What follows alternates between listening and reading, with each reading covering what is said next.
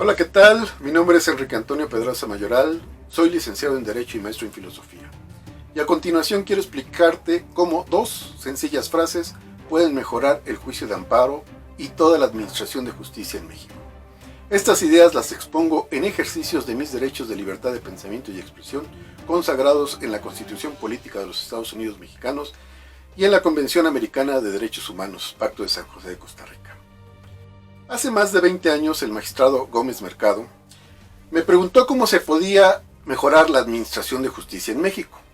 En respuesta escribí este pequeño ensayo que se llama La Reforma a la Justicia. Me lo prologó el magistrado Mario Gómez Mercado, acreedor a la medalla Ignacio Luis Vallarta del año 2000. Es un ensayo apasionado y reflexivo. Cuando la Suprema Corte de Justicia de la Nación hizo un intento para una reforma judicial, me di cuenta que en ese libro había escrito varias ideas que correspondían a lo que estaba preguntando la Suprema Corte de Justicia de la Nación. No quise modificar el ensayo y escribí otros ensayos como son la unificación de los planes de estudio para la licenciatura en Derecho, los ministros no pueden iniciar leyes porque carecen de representación popular, investigación para determinar la inconstitucionalidad del principio de estricto derecho, el problema actual de los abogados, y de esa manera participé en ese libro blanco de la reforma a la justicia. Posteriormente me di cuenta de que el juicio de amparo que fue creado en 1840 en la Constitución yucateca tenía un problema grave. El problema grave que tenía el juicio de amparo era el principio de estricto derecho. En la Constitución de 1857 no se consagró ninguna base para cómo se iba a regir el juicio de amparo. El juicio de amparo nada más era contratos de autoridad que violaran derechos humanos. Es en la Constitución de 1917 cuando en el artículo 107 se ponen las bases. Una de ellas era el principio de definitividad, que quería decir que antes de acudir al juicio de amparo se tenían que agotar los recursos. Este principio de definitividad aplicado a los juicios implicaba que si una violación se cometía dentro del procedimiento, uno tenía que hacer valer el recurso o la queja correspondiente contra esa violación procesal, y en caso de que se cometiera en primera instancia se tenía que hacer valer como agravio en segunda instancia.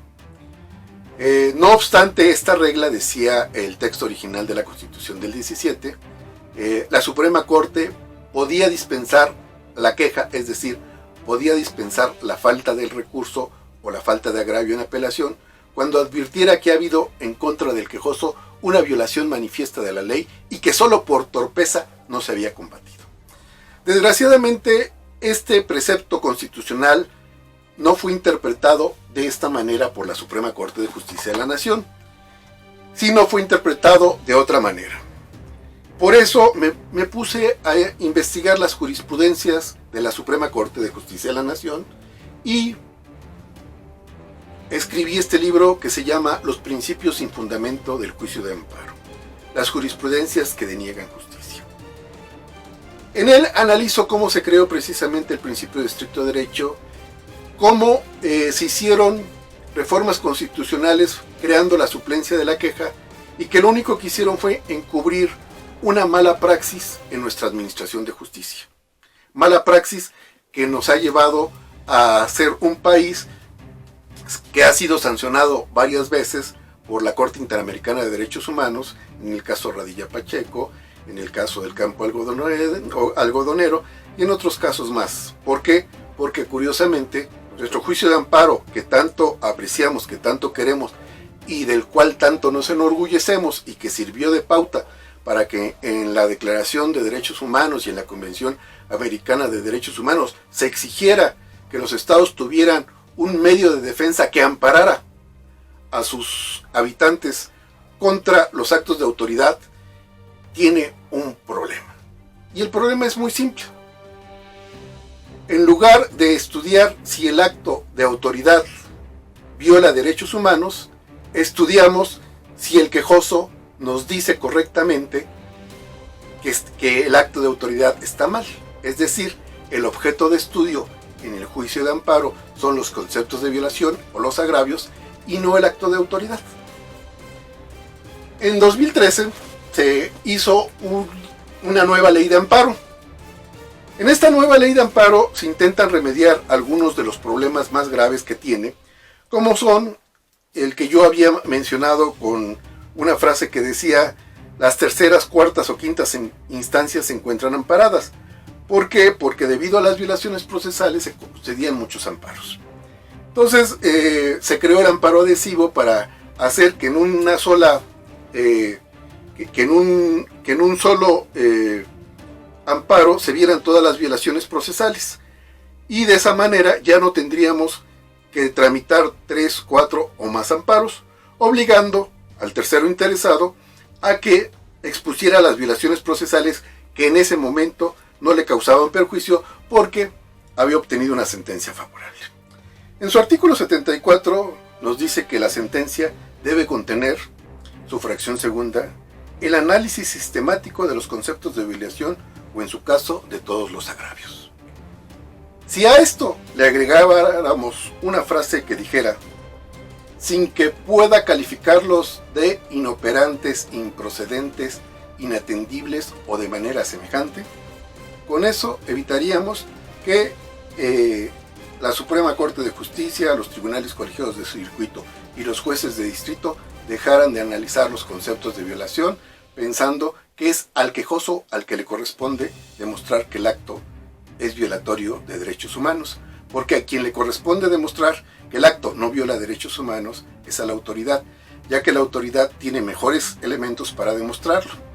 Entonces, si le aumentáramos esta frase a este artículo, automáticamente derogaríamos más de la mitad de las jurisprudencias vigentes, porque la mayoría de ellas se refieren a la manera en que los órganos jurisdiccionales califican los conceptos de violación o los agravios, que es arrojarle una carga de la prueba a un pueblo inculto que no la tiene.